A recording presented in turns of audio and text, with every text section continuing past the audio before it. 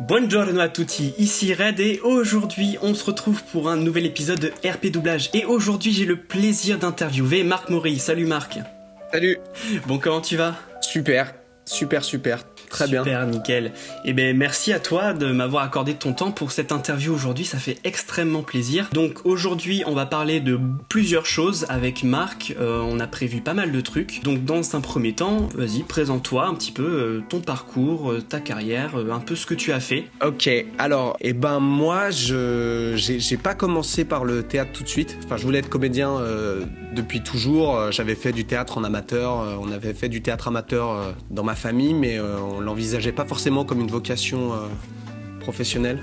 Je savais pas trop que ça pouvait exister. Et puis à 16 ans, j'ai passé le BAFA d'animateur avec la spécialité théâtre. Et là, j'ai rencontré un comédien qui m'a dit à la fin du stage, tu devrais l'envisager, franchement, t'as un bon instinct, t'as de bonnes aptitudes, envisage-le, tu serais super et tout.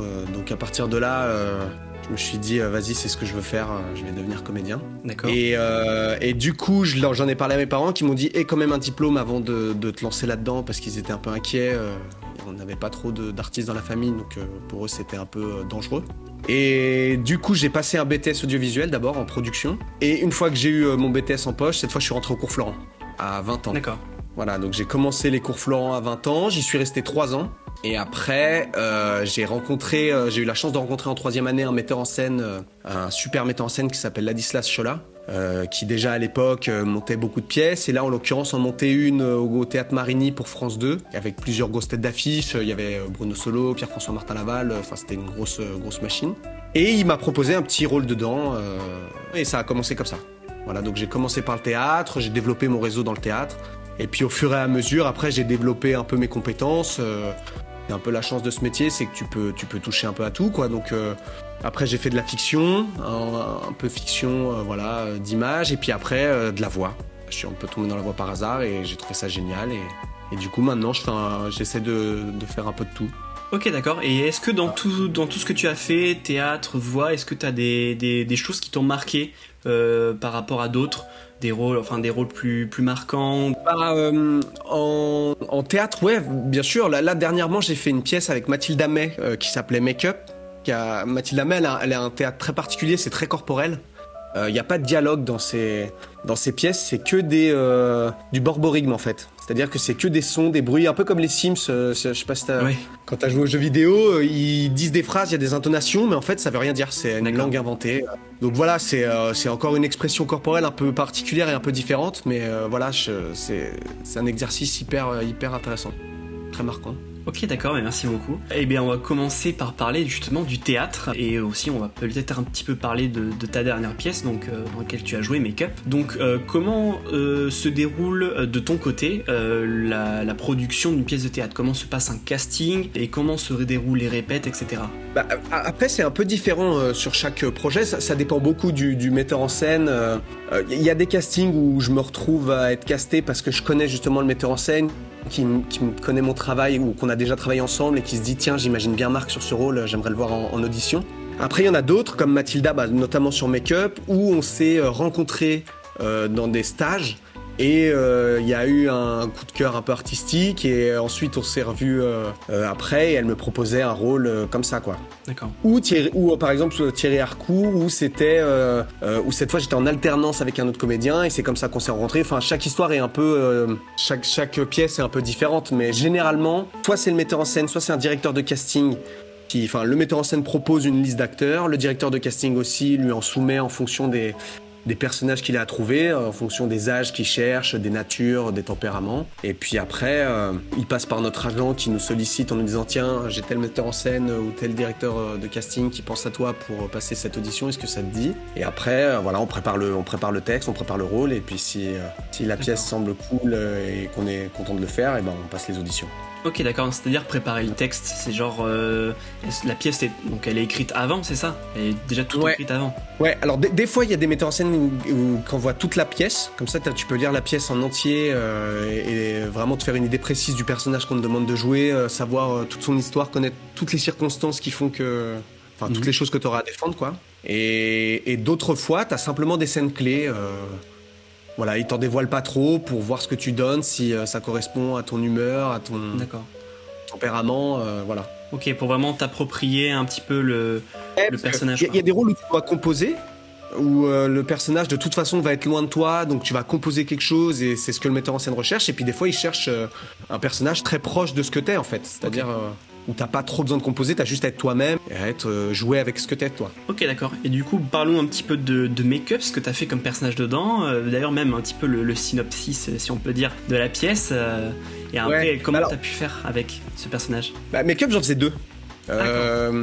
Make-up, en fait, le pitch, ça se passe dans un carloge. Donc en fait, c'était une sorte de mise en abîme parce que Mathilda May, qui est la metteur en scène, a fait beaucoup de cinéma, qui a gagné un César à l'époque. Donc il connaît très bien cet univers des plateaux de tournage. Et donc en fait, on est une journée sur un plateau de tournage dans un carloge. Donc le carloge, c'est là où les comédiens se maquillent, sont maquillés, préparés avant d'aller sur le plateau. C'est là où ils apprennent leurs textes. Et c'est un peu un catalyseur de toutes les tensions, tout le stress qu'il peut y avoir sur un plateau, quoi. Ça peut être les concours d'ego entre les comédiens, la hiérarchie entre le réalisateur tout-puissant qui rentre et puis le petit régisseur qui est un peu dans la servitude à essayer de faire son taf du mieux possible en ménageant les égos de tout le monde. Et donc voilà, c'est assez riche narrativement. Il y a plein de choses à raconter. Et donc Mathilda avait écrit cette pièce où on suit justement les 6 protagonistes qui sont un coiffeur, une maquilleuse, 2 comédiens qui se détestent, un régisseur, un réalisateur et un figurant qui arrive, qui déboule là, qui connaît personne et qui doivent cohabiter dans ce petit espace. Et forcément, ça dégénère, quoi. D'accord. Et donc ouais, tout ça, comme tu as dit, ça se passe par des expressions... Ouais, sans parole. Sans parole. D'accord. Voilà, que avec du son, elle utilise beaucoup la technique, énormément de sons, d'effets de lumière, d'effets de mise en scène, voilà. C'est très intéressant comme travail.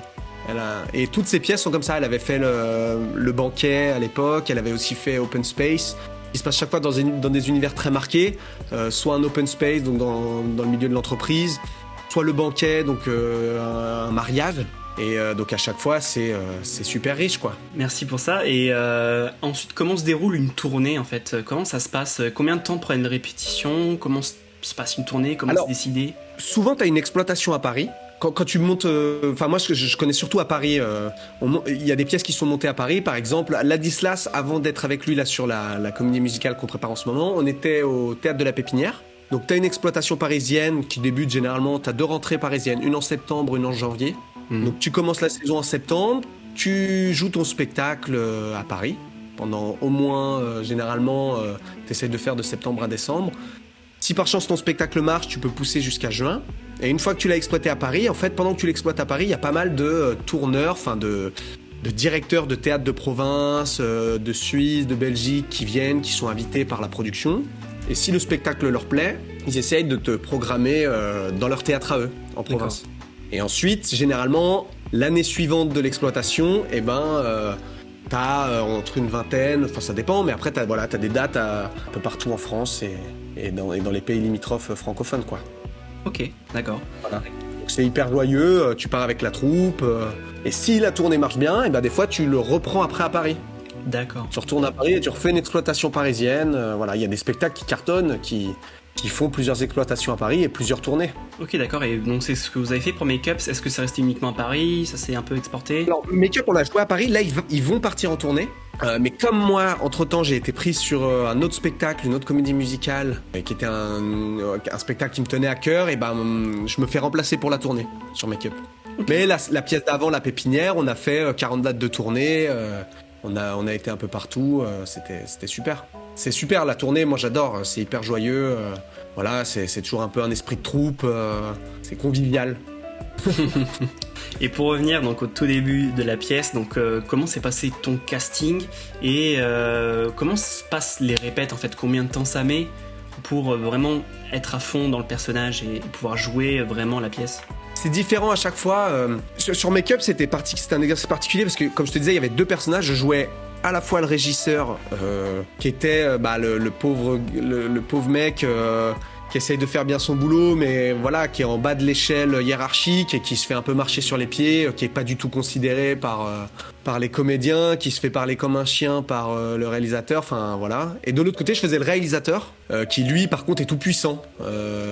voilà, prend la place, décide de tout sur le tournage et est celui qui a le plus de pouvoir finalement. Donc trop rigolo, c'est un chouette cadeau quand t'es comédien de pouvoir composer deux persos aussi différents. Donc déjà il y avait ça à trouver et puis il y avait surtout un autre exercice difficile, c'était la langue parce qu'il fallait parler dans une langue qui n'existait pas. Donc ça Mathilda elle mettait des ateliers en place où on s'amusait à parler en borborigme tout le temps. Elle met aussi beaucoup de mouvements, donc elle travaille beaucoup sur le ralenti, travailler les ralentis, travailler les mouvements accélérés, parce qu'il y avait beaucoup d'effets de mise en scène sonore qui nous amenaient des jeux de lumière à des fois être complètement au ralenti ou à l'arrêt, en arrêt sur image. C'était ce qui faisait aussi la richesse de cette pièce, c'est que c'est un exercice complet. Quand t'es comédien et que tu rêves de ça, de te dire je suis à la fois dans le corps corporel, elle fait danser, le travail sur la langue, sur le son, la voix, parce que quand tu composes deux persos, t'en as un que tu vas trafiquer en allant dans les graves, un autre plus intimidé, plus jeune, que tu vas prendre un peu plus léger. Voilà, c'est un exercice, je trouve, très complet. Donc beaucoup de travail, mais voilà, Mathilda, elle vient de la danse, c'est une bosseuse et pour travailler avec elle, il faut pas être avare de taf. Bien, merci Marc pour toutes tes réponses à propos du théâtre. Et donc on va passer justement sur la comédie musicale, tu nous en as parlé. Donc parle-nous un petit peu de ce qu'est une comédie musicale. D'abord, explique-nous les grandes différences avec le théâtre, même si on se doute un petit peu, mais quand même, il peut y avoir des spécificités qu'on ne connaît pas. Et parle-nous dans quelle comédie musicale tu vas jouer. Alors, c'est une comédie musicale de Dov Atia, c'est sa dernière comédie musicale qui s'appelle Molière, l'opéra urbain. C'est mis en scène par Ladislas Chola et ça jouera au Dôme de Paris à partir du 11 novembre de mémoire. Et en fait, c'est pas vraiment une comédie musicale, c'est un opéra. C'est un opéra musical parce qu'en fait, la comédie musicale, c'est ce que tu peux voir à Broadway. En fait, c'est du théâtre chanté. Tu racontes des histoires en chansons, donc ça chante, ça danse, mais tu peux avoir des passages parlés. Vraiment théâtral, joué, c'est un mélange des trois disciplines c'est pour ça que je trouve que c'est hyper riche. Moi j'ai toujours été impressionné, c'est la première que je fais en fait, je suis pas du tout du milieu, c'est parce que j'avais déjà collaboré avec Ladislas Chola qui est le metteur en scène et qui m'avait fait chanter dans des pièces de théâtre, qui m'a intégré au casting et il savait qu'à l'audition je pouvais chanter un peu. Mais c'est la première fois que j'en fais et du coup moi j'admire ça parce que c'est vraiment une discipline complète quoi, voilà ça. Tu chantes, tu danses et tu joues la comédie. Et là, opéra musical, parce que y aura de la musique tout le long. C'est-à-dire que Dov Atia s'est dit cette fois, c'était un peu comme Mozart, l'opéra rock. C'était lui qui l'avait fait précédemment. Et en fait, voilà, il met de la musique tout le long. Comme là, c'est un opéra urbain, tous les passages où il y a de la musique et où ça doit un peu jouer, il les fait rapper ou slammer. Voilà, à part les passages de Molière, il y a des scènes de Molière qui sont intégrées un peu au spectacle, où tu vois la troupe en préparation. Là, il n'a pas voulu dénaturer le texte, donc ça joue normalement, mais tout le reste, voilà, soit c'est rappé, soit c'est slamé, soit c'est chanté. Le concept, du coup, c'est des pièces de Molière, du coup, qui vont être réinterprétées en chansons. Non, alors en fait, c'est pas ça. On suit la vie de Molière. C'est-à-dire qu'on suit l'histoire de Molière. Parce qu'en fait, il a eu une vie incroyable. Les gens le savent pas, mais il a eu une vie de maboule. Il a commencé, il était fils de tapissier, donc à l'époque c'était c'était un rang social hyper élevé dans la bourgeoisie française à l'époque. Tu bossais auprès du roi, tu préparais le lit du roi, donc c'était vraiment une reconnaissance sociale d'avoir ce métier-là. Et tout était tracé pour qu'il suive, il récupère le travail de son père. En fait, son père à la fin allait lui céder sa charge de tapissier, donc auprès du roi. Et il a pris un risque incroyable, c'est qu'il a, par amour pour Madeleine Béjart qu'il avait rencontré, il s'est dit je vais être comédien, je vais faire du théâtre. Et à l'époque, c'était le pire des métiers parce que t'étais excommunié, t'étais vraiment au banc de la société quoi. J'avais entendu des histoires comme quoi il avait été enterré comme ça sans cérémonie parce que... Ouais, ça rigolait pas du tout. Donc prendre ce risque-là à l'époque, c'était vraiment déjà un coup de poker incroyable. Et les débuts ont été hyper difficiles. Ils ont monté l'Illustre Théâtre au départ, ça a pas marché. Ils étaient endettés, ils étaient complètement endettés. Molière a fait de la prison. Ensuite, ils se sont expatriés en province pour essayer de vivre un peu du métier. Ils ont tourné un peu partout avant de revenir à Paris. Et puis ils ont quand même fini par réussir à jouer pour le roi, quoi. Donc c'est quand même une histoire de vie folle que les gens ignorent. Et c'est ce que le spectacle raconte. Ça a l'air super intéressant. Mais du coup, alors qu'est-ce que tu vas faire comme personnage du coup? Alors j'ai cru que t'allais faire un narrateur, un truc comme ça. Encore une fois, il me fait composer beaucoup de choses. Je fais plein de persos. T'as les personnages principaux qui sont tenus par des chanteurs brillants. qui eux voilà tiennent ont des rôles denses et qui du coup tiennent des rôles uniques. Et puis moi je gravite autour et je fais plein de personnages. Ça passe du crieur à Floridor qui était un directeur qui était le directeur du théâtre du Marais à l'époque. Et qui donc voyait d'un très mauvais œil cette nouvelle troupe qui arrivait sur la scène parisienne. Je joue aussi Charles Dufresne, qui a dirigé la troupe de Madeleine Béjart pendant qu'ils étaient en province sous la protection du comte de Conti. Je joue le prêtre Pavillon. Voilà, je joue plein de rôles comme ça. J'en oublie, mais il y en a 6 en tout, je crois. Donc en fait, moi je fais plein d'apparitions sur différents tableaux. Voilà, encore un super exercice parce que ça permet de composer plein de trucs. Il y en a qui ont 50 ballets, qui sont un peu vieux. Il faut leur trouver une démarche, une façon de parler, une voix. D'autres qui sont plus proches de moi, qui auront mon âge. Et puis voilà, différentes humeurs, différents persos. Okay. Donc voilà, plein de petites choses au fur et à mesure du spectacle. Et du coup, tu vas chanter ou pas? Ou tu vas genre juste jouer? Non, je chante aussi un peu. Pas autant que les comédiens principaux, mais j'ai des petits moments à moi où je pousse la chansonnette, donc je suis trop content.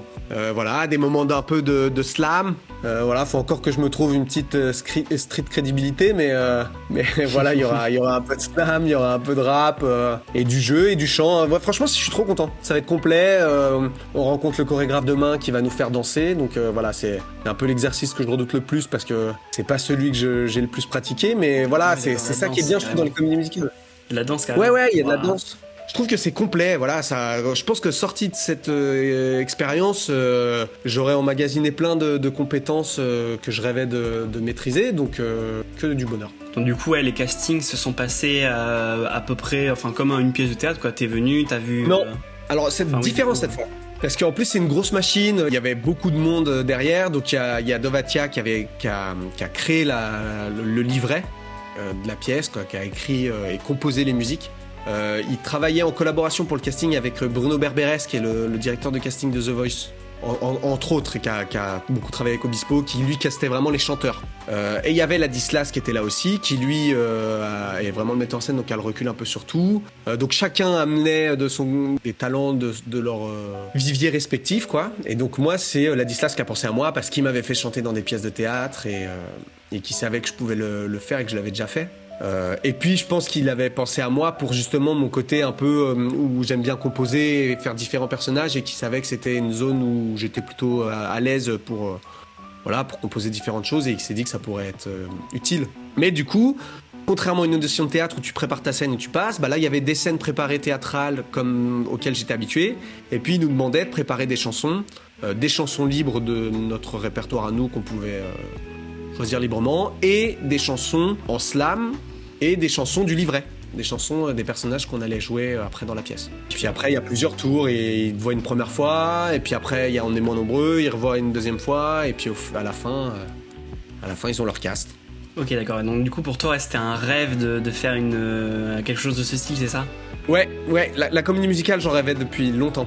Ils étaient tellement forts. Ladislas avait déjà essayé de me caster sur une comédie musicale. Il avait fait Oliver Twist à l'époque, à la salle Gaveau.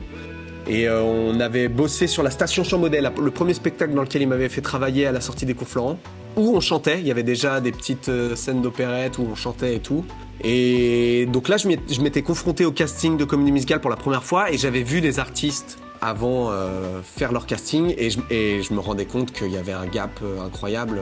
Que voilà, le chant, tu peux pas l'improviser. Si tu veux être bon, il faut prendre un coach, il faut bosser, quoi. Parce que les mecs, ils sont trop forts. Et franchement, c'est ça que je trouve magnifique, c'est que c'est des milieux où tu vois des artistes qui savent jouer la comédie à la perfection, qui chantent comme des dieux, qui dansent, c'est des athlètes. Enfin voilà, je trouvais ça passionnant. Donc voilà, je me sentais un peu vraiment comme un outsider en arrivant sur le casting. Mais voilà, Lad m'a mis vraiment en confiance, et du coup, pour être préparé, cette fois, j'avais pris des coachings en chant, je m'étais vraiment préparé vocalement pour vraiment travailler le truc au carré et me dire, voilà, défendre mes chances pleinement. Ok, très bien. Merci beaucoup pour avoir parlé de la comédie musicale. Je crois que ça a retrouvé en novembre, c'est ça, en fin d'année? 11 novembre au Dôme de Paris, jusqu'en mars, je crois. Et après, la tournée à partir de avril-mai, partout en France, en Belgique et en Suisse. Je vous mettrai normalement des petits liens en description, des petits images à l'écran pour retrouver un peu tout. Donc on va passer au deuxième plus gros sujet de cette vidéo. Donc après tout ce qui est théâtre, comédie musicale, nous en a appris un peu plus. On va parler de JoJo's Bizarre Adventure. Donc tu as interprété le personnage de Giorno Giovanna, qui en plus était un très gros personnage qui est apprécié par énormément de gens, et surtout t'as été le tout premier personnage de Jojo qu'on a entendu en VF, donc voilà, c'était un gros challenge pour pouvoir faire aimer la VF aux gens qui regardent d'habitude toujours en VO. Donc comment s'est passé le casting pour ce rôle en particulier, et quand l'as-tu fait, et comment Alan Aubert-Carlin, qui est le DA de la VF, comment il t'a contacté, comment il a pensé à toi? Alan, on se connaissait. Franchement, il fait partie des tout premiers avec qui j'ai commencé à travailler. Et ça a été un des premiers DA à vraiment me faire confiance sur pas mal de projets, à me donner de plus en plus de densité dans les persos que je devais jouer.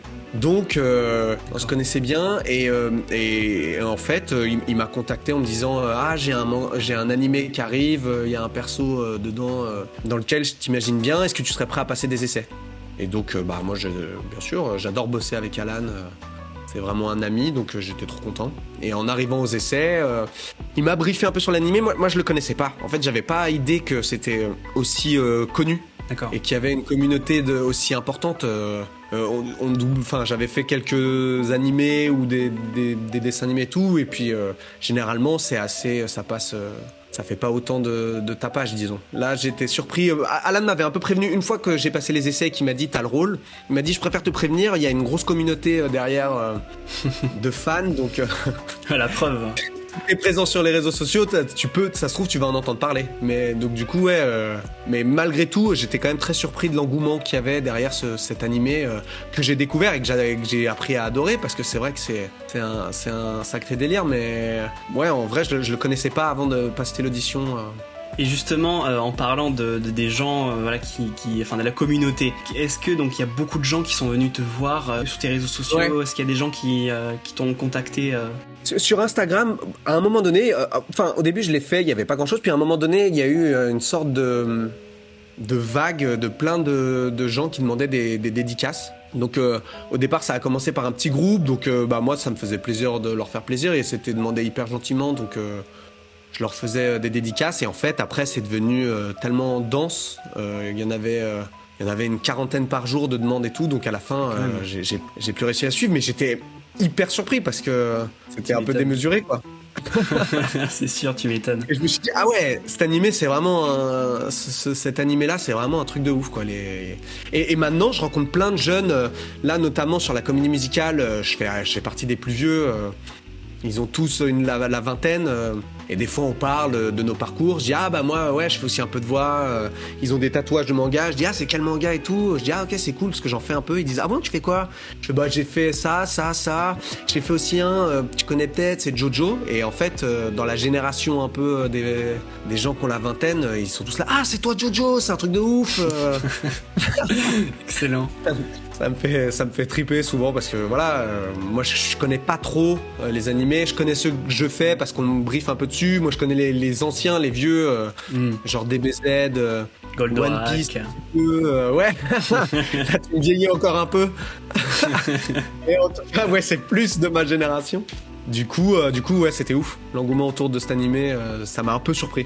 Mais voilà, c'est cool, tant mieux. C'est trop cool quand tu dis que tu participes à un truc où il y a un engouement derrière et que les gens kiffent. Ça fait trop plaisir. Ok, trop bien. Pour parler du personnage en lui-même, du coup, qu'en as-tu pensé? Comment l'as-tu interprété? Comment as-tu composé avec? Sur la première session, je sais que je me souviens qu'au début, avec Alan m'a vraiment pitché et décrit le personnage très en détail, parce qu'il disait déjà il y a une la VF sera attendue, il y a une grosse communauté derrière, donc il faut qu'on soit très fidèle le plus possible à la version japonaise, surtout que le doubleur japonais, on dit pas doubleur japonais, je sais plus comment ça s'appelle. Le seiyuu.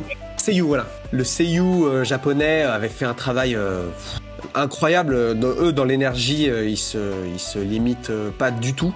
Et donc, Alan m'avait dit, ça, j'y tiens beaucoup. Il faut vraiment qu'on se donne à 200% comme eux. Et d'un point de vue plus psychologique, il faut trouver la justesse du personnage, parce que c'est un mec qui est hyper réfléchi, qui a toujours 4 coups d'avance, tu vois, c'est un joueur d'échecs très intelligent, mais qui a aussi une rage en lui et qui des fois peut complètement exploser, sortir du carcan qu'il a un peu cérébral, réfléchi et tout. Donc voilà, il y a plusieurs humeurs à trouver, mais qui doivent être toujours très incarnées, très justes. Et je sais que sur les premières sessions, c'était plus laborieux sur le début des enregistrements parce qu'il fallait trouver ce personnage et être le plus proche possible de ce qu'il était, quoi. Il a une prestance, il est très posé, c'est pour ça, voilà, il fallait vraiment poser la voix, mais en même temps il est jeune, ce qui paraît pas du tout à l'image quand tu le vois, Ouais. et c'est aussi un truc que tu retrouves souvent dans les animés japonais, souvent ils disent ils ont 15 ans, t'entends le seiyuu qui le double, t'es là, bah le seiyuu qui le double, il en a au moins 30, 35, mais voilà, il leur donne une maturité, et il a cette maturité-là. Quand tu vois le personnage à l'écran, tu te dis pas... Ouais, il a 15 ans. c'est un ado, quoi. Ouais, alors que si. Il faut le garder en tête aussi, donc voilà. Plein de paramètres comme ça. D'accord. Et est-ce qu'il y a une scène en particulier, je sais pas si tu te rappelles, qui t'a marqué, où tu t'es dit, ah ouais, le personnage il est bien, ou alors est-ce que ça t'a marqué juste parce que tu t'es donné à 200%? Ouais, si, bah ouais, forcément, il y en a une. Il a un cri de guerre. Muda, ouais. Il y en a une interminable. Sur un combat. Mais interminable. J'en étais sûr que t'allais parler de ça. Déjà, les Mudas, c'est chaud parce que Alan tenait absolument à ce que les Mudas soient envoyés aussi forts que les Japonais. Mhm. Que les Japonais. Donc, interdiction de se limiter. Donc, dès qu'il y avait des passages où il y avait le fameux Muda, je savais que j'allais prendre un peu le tarif. Et donc, je l'ai redouté un peu. Parce que je m'étais dit bon, faut que j'essaye de la rentrer en 1 ou 2 fois pour pas m'abîmer la voix, surtout qu'il y a du théâtre, je jouais au théâtre le soir et tout, donc j'essayais d'être bon en 1 fois. Et là il y a cette séquence qui arrive et il me dit bon là t'as un cri de guerre qui arrive et je vois la scène arriver et en fait c'est interminable. Ah oui, c'est très long. Interminable et le mec, le seiyuu japonais envoie du bois fois 1000. Et donc, impossible d'y aller à l'économie et il fallait y aller à fond et il fallait que ça dure. Enfin, franchement, je sais plus combien de temps ça dure, mais c'est quelque chose de très connu dans la communauté. Ça s'appelle le 7-page Muda en fait. C'est un Muda de 7 pages, c'est vraiment quelque chose de très. Ah, ça dure 7 pages sur le. Ça dure 7 pages, exactement. Ouais. Et Giorno, il a fait grandir un scarabée dans la tête. Et voilà, donc là ça commence. Ouais, voilà, c'est interminable. Et c'est interminable. Voilà, on a d'autres pages. C'est exactement mise en scène comme dans l'animé en fait. Ça a été. Ah ouais. Quelle séquence. Franchement, c'était fou. Et alors, je crois que quand j'écoutais la VO, j'ai l'impression qu'il y a un petit montage quand même. Que à un moment, ça se rattrape. Parce que le seiyuu, en fait, on a essayé de le faire dans la continuité la première fois. Et c'est impossible. En fait, c'est impossible vocalement et au niveau même de la respiration de tenir sur la totalité. Du coup, en séquençant, ça faisait plus de prises à faire. Et je me souviens qu'à la fin de cette séquence-là, j'avais un goût de sang dans la bouche. Et je rentrais chez moi, j'étais un crooner, quoi. Et Alan m'a dit, je te lâcherai pas tant qu'on n'a pas exactement ce qu'il faut, parce qu'il m'a dit, elle sera attendue cette scène, c'est sûr. Enfin, tu vois, il m'avait dit quand même, elle sera attendue, c'est le plus gros truc et tout, des Mudas, on peut pas la faire à moitié. Et donc, du coup, j'en donnais, je donnais le max, quoi. Mais ouais, celle-ci traumatisé. Mais voilà, en tout cas, ouais, c'est vrai que c'est une scène légendaire, hein. Et vraiment, j'en attendais beaucoup de cette VF quand elle a été annoncée. J'étais vraiment très content, j'en ai toujours voulu une. Et vraiment, j'attendais les scènes clés. Vraiment, celle-là, je trouve que ouais, tu l'as réussi. Même si c'est un peu plus séquencé qu'en VO, franchement, en vrai, ça passe. Ouais, certainement. En VO, il est ouf, hein, franchement. Alors après, je me demandais même des fois dans la rythmique, il arrivait à être tellement rapide dans son débit. J'étais là, mais est-ce qu'ils l'ont stretché en post-synchro, enfin, tu vois, en post-prod pour resserrer les trucs? Parce que t'es là, bah, c'est les limites de la capacité humaine, quoi, le mec. C'est ça.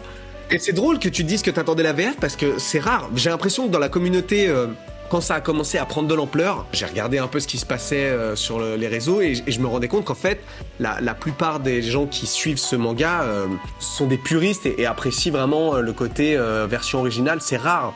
Ouais. Ceux qui attendent la VF et qui l'apprécient vraiment. En fait, j'ai l'impression, alors moi aussi j'observe ça beaucoup. Après, c'est vrai que d'un côté ça fait bizarre. Par exemple, moi j'ai regardé One Piece au début en VF uniquement. Je passe sur la VO j'ai un peu de mal. Mais même si elle est de qualité. Et pour d'autres animés comme Jojo, je suis passé sur la VF et maintenant je regarde les deux avec autant un ressenti différent sur les deux. Mais oui, il y a ce côté très puriste où les gens ils sont très sur la défensive avec les VF et trouvent qu'elle a moins d'énergie que la VO, qu'elle est moins bien en fait en général. Ouais. Mais j'étais surpris, j'ai vu beaucoup de trucs, je me suis dit, beaucoup de commentaires où je me disais, ouais, voilà. Mais après, enfin, je le comprends, hein, c'est vrai que. Enfin, moi aussi, je regarde beaucoup de VO. Hein. En vrai, je devrais pas le dire, mais.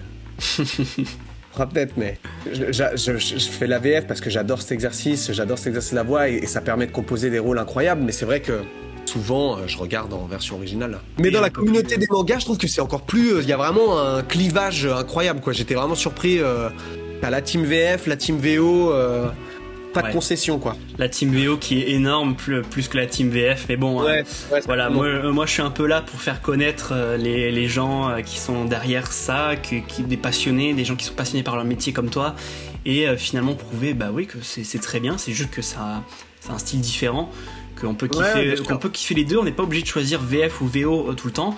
Moi je regarde des animés en ce moment, je les regarde alors je les regarde en VF, mais des fois je passe sur la VO et après je fais mon choix et ça dépend aussi du DA qui était derrière, des comédiens, de comment ils se sont donnés et puis voilà quoi, c'est juste une question de goût finalement. Et on va passer sur la Japanimation en général. Donc Jojo, est-ce que c'était ta première expérience dans le monde du doublage animé ou est-ce que t'as déjà fait quelques rôles? Ouais, non, j'avais fait beaucoup de doublage fiction en télé, enfin pour des films et des séries télé, mais c'était la première fois en animé, c'est sûr. Je me souviens que c'était mon premier manga. Donc pareil, il fallait aussi je connaissais un peu les codes, même si j'en regarde pas beaucoup. Je connaissais quand même les codes de jeu qu'il y avait, je connaissais un peu le rythme, l'énergie que pouvaient mettre les seiyuu. J'avais des notions, mais je m'étais jamais frotté à l'exercice, donc c'était d'autant plus courageux de la part d'Alan de se dire, de me faire confiance là-dessus, alors que pour moi c'était une première, et il m'a dit vas-y, enfin voilà, il m'a fait confiance, c'était un super cadeau. En direction, il est merveilleux parce qu'en plus il est comédien, donc c'est aussi un confort quand t'es dirigé par un comédien, surtout qu'on a un peu la même sensibilité, donc on arrive à très bien se comprendre. Il arrive à très bien m'amener là où il veut. Donc voilà, c'était une première, mais j'étais pas trop inquiet parce que je savais que j'étais entre de bonnes mains et ça s'est super bien passé. J'étais trop content et en plus parce que c'était une sacrée première dans un truc qui était dans un animé qui était quand même relativement connu. Ça m'a permis après d'enchaîner avec plein d'autres mangas et de faire d'autres choses dans l'animé et je m'éclate. D'accord, du coup, parle de ces rôles un petit peu. Qu'est-ce que tu as fait depuis? Est-ce qu'il y en a d'autres qui sont prévus plus tard? Je peux raconter, j'ai fait genre il y en a 15, mais en fait il n'y en a pas tant que ça. Mais ouais. Mais il y en a quelques-uns. Je fais un petit perso dans Eden Zero. Ouais. Jesse, tu sais, un gars qui a une coupe au bol, qui est un espion infiltré en fait. Et j'avais fait aussi un prêtre dans Down of the Witch. Ok. Voilà, qui est un autre manga, un peu avec des sorcières et tout. Et j'en ai fait d'autres, je suis nul, j'ai aucune mémoire. She Professed Herself, quelque chose, voilà, où je jouais des méchants aussi. Puis j'en ai fait un là dernièrement pour Crunchyroll, où je fais un méchant aussi dans une école, une sorte d'école de magiciens. Ok. Où ils se font des sorts, je suis nul, je retiens pas les... pas les titres, je suis naze. Pas de soucis, je mettrai tout ça dessus. Et en concernant donc du coup le général, est-ce que Jojo's Bizarre Adventure t'a donné envie de t'intéresser un peu plus à ce monde, à vouloir consommer des mangas, des livres, des animés donc adaptés à l'écran, ou est-ce que d'ailleurs t'as pu regarder un petit peu plus Jojo depuis Ouais, grave. Jojo, j'ai regardé parce que déjà j'ai trouvé l'univers cool et en plus dans la deuxième saison, j'ai un très très très bon ami à moi, Sébastien Bolin, qui faisait aussi un des personnages principaux. Et Seb, je lui ai présenté Alan parce que Seb c'est aussi un acteur de génie. Enfin, je l'adore. Et c'est vraiment un ami. Et du coup, quand il m'a dit ah putain, ça y est, je vais bosser avec Alan sur la saison 2, j'étais trop curieux de voir son boulot et du coup j'ai regardé la saison 2 et du coup je me suis vraiment renseigné sur ce manga là quoi. Mais après j'en ai regardé d'autres, là j'avais vu l'Attaque des Titans qu'on m'avait conseillé, que j'ai trop kiffé, que j'ai trouvé franchement chambé. Je trouve que c'est tellement audacieux, il faut ce format là pour que ça puisse exister quoi. Ça peut exister qu'en animé ou en animation parce que en cinéma ou en film, le scénario est tellement audacieux, c'est tellement dingue que ce serait impossible à produire, quoi. Enfin, quasi, je pense, mais je serais trop curieux de le voir. Hein. Mais du coup, ça, j'ai adoré. Et voilà, et maintenant, j'en regarde un peu de temps en temps quand on m'en conseille et qu'on me dit ça, franchement, ça vaut le coup, c'est trop bien. Si je devais te conseiller un truc, ça serait la dernière saison de Jojo sur Netflix. T'as tout ouais, Alan m'avait dit. Ouais. Je vais la regarder. Ouais, je vais regarder. Ouais, elle est vraiment incroyable en plus. Donc c'est trop cool. Bah écoute, espérons que tu regardes tout Jojo's Bizarre Adventure. T'as aussi des parties qui ne sont pas sorties en animé encore. C'est pour l'instant que des livres. Et c'est vraiment les meilleures parties. Vraiment, c'est vraiment elles sont plus longues. Donc c'est exceptionnel. Mais voilà, si je devais te conseiller un petit truc. Mais voilà. Mais en tout cas, merci d'avoir répondu à toutes tes questions. On va passer sur la dernière question. Est-ce que tu peux nous parler de tes actualités, tes prochains projets, ou si tu fais autre chose en ce moment que tu peux nous en révéler un peu plus? Non, en fait, là, Molière me prend vraiment beaucoup de temps. Là, on est en répétition intensive. Tout le mois de juillet, on répète tous les jours. Il y a une première grosse session en juillet, on reprend en octobre. Donc là, c'est un peu le tunnel. Je suis un peu frustré parce qu'il y a plein de prestations de doublage que j'ai dû décliner parce que trop occupé sur cette prépa-là. Bon, voilà, c'est le jeu, on peut pas tout faire, mais sinon non, je fais pas mal de jeux vidéo en ce moment, mais je crois que j'ai pas le droit d'en parler parce que c'est pas encore sorti. Un truc de monstre, tu sais, vraiment qui fait peur. Il y a plein de jeux vidéo là en ce moment. Ok, trop cool. D'ailleurs, j'en fais tellement, je trouve les scénarios pareil tellement cool dans les jeux vidéo que je me suis dit vas-y, je vais m'acheter une console. Je m'étais un peu interdit, j'étais un gros geek plus jeune, je m'étais dit achète pas une console de jeu parce que ce sera la fin de ta vie. Tu vas passer tout ton temps sur le jeu. T'auras plus de temps pour bosser. Mais en fait, à force de faire des jeux où les scénarios sont trop cool, je me dis, vas-y, j'ai trop envie d'y jouer. Ouais, et tu t'orientes sur quelle console? PS5, Switch, Xbox? Peut-être Play 5, je me dis. Play 5, je fais plus de jeux pour Play, alors je me dis, vas-y, en tant que gros mégalo, je vais me mater. Je vais écouter sur le jeu. Ben écoute, super, merci pour tout. Hein. On atteint la fin de cette interview. Hein. Voilà, merci Mathieu. Merci de m'avoir accordé ton temps et voilà, c'était un plaisir de discuter avec toi. Vraiment merci. En plus, ça fait longtemps qu'on a voulu. Ouais, on a enfin réussi. Purée, pardon, c'était compliqué. Pas de souci. Il y a moi aussi. Il y a des fois où j'étais pas là, où j'étais pas chez moi, donc c'était compliqué. Ouais. Donc voilà, on a enfin trouvé le temps de faire cette interview. Mais voilà, en tout cas, merci. C'était très cool. Tu nous as apporté plein de trucs. Voilà, c'était super. En tout cas, merci. Trop content. Super. Merci à vous d'avoir regardé ce dernier épisode de RP Doublage. J'espère qu'on se retrouvera un jour avec un nouveau comédien. En tout cas, voilà, merci beaucoup. C'était Marc et Red Plus. Arrivederci. Arrivederci.